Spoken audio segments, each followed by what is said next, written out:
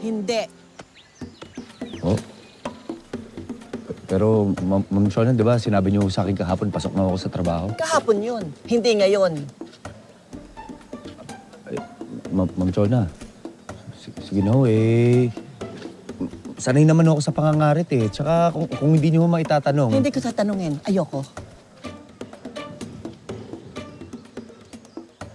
Oh, sige. Teka lang. Pasok ka na. Magsimula ka na ngayon, ha? Mangangarit ka, magdi-deliver ka pa. May mga suka ako. Meron akong lambanog. Meron akong tuba. Ikaw lahat ang magdadala niya sa mga customer sa bayan.